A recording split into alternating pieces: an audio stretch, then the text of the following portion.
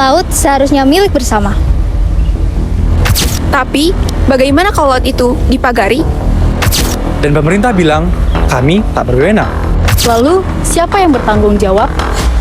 Kami dari kelompok 8 mahasiswa hukum Fakultas Hukum Universitas Negeri Semarang ingin mengajak kamu Membongkar satu kasus nyata otonomi daerah. yaitu konflik pagar laut di Kabupaten Tangerang.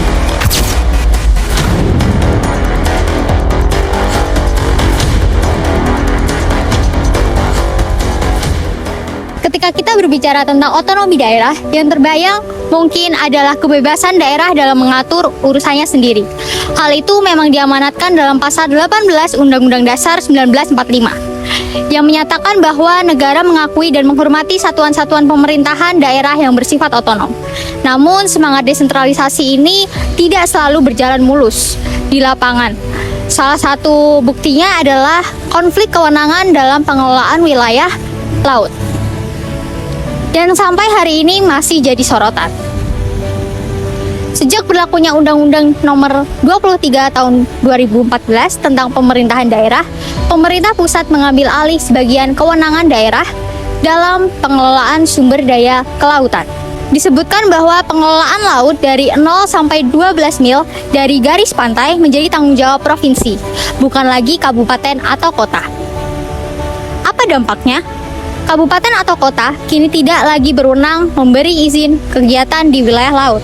Semua izin, baik itu pembangunan pelabuhan, wisata bahari, maupun pemanfaatan ruang laut seperti reklamasi dan pagar laut harus melalui provinsi. Tujuan sebenarnya baik untuk menyederhanakan birokrasi, meningkatkan pengawasan, dan mencegah konflik antar daerah. Tapi realitas di lapangan ternyata jauh dari harapan.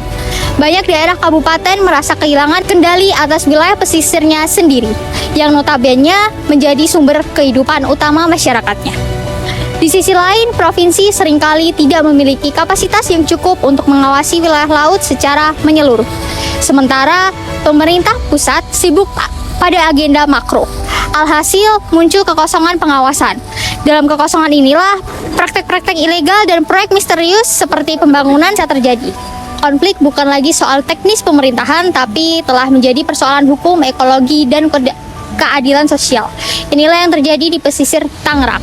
Kasus pagar laut di sana menjadi contoh nyata bagaimana kebijakan hukum tanpa kesiapan kelembagaan justru menciptakan ketidakpastian dan penderitaan masyarakat.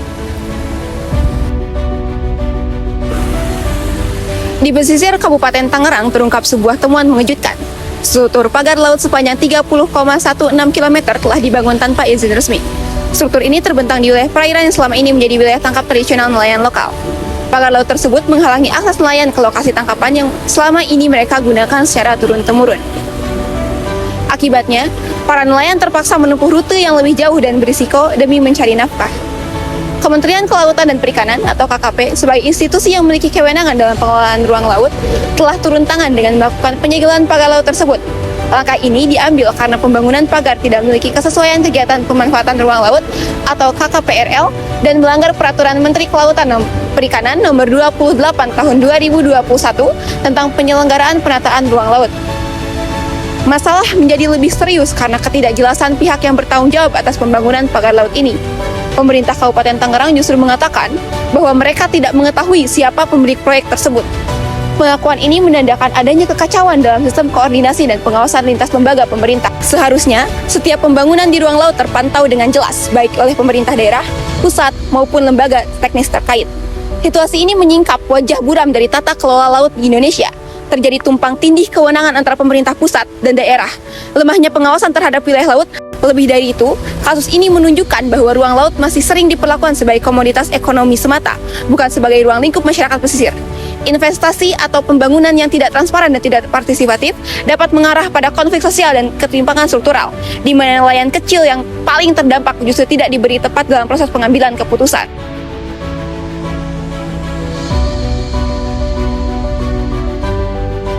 Pembangunan pagar laut yang ilegal di pesisir Tangerang bukan hanya persoalan hukum, tapi juga membawa dampak besar bagi kehidupan masyarakat dan lingkungan.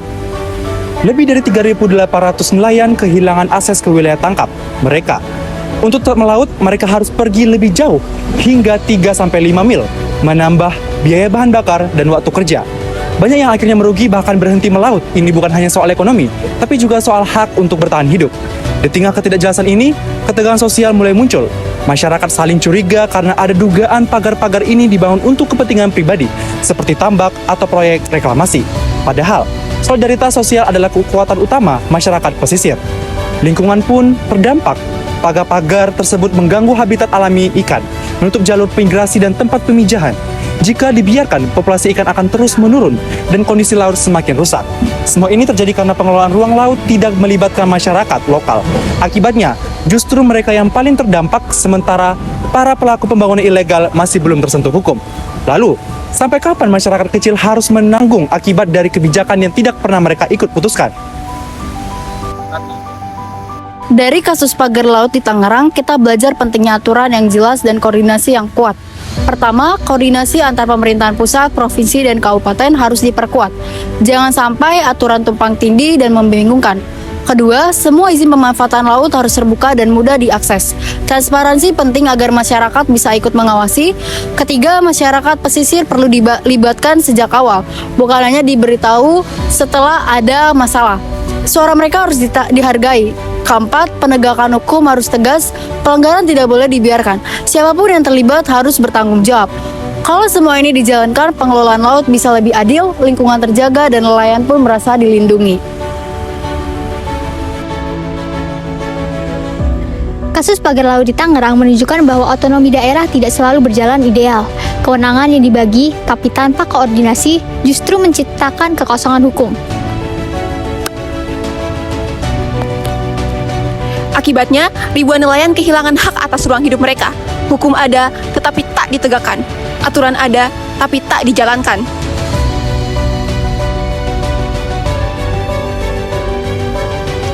Kita melihat bahwa implementasi Undang-Undang Nomor 23 Tahun 2014 tentang pemerintahan daerah masih menyisakan celah, terutama dalam pengelolaan wilayah laut.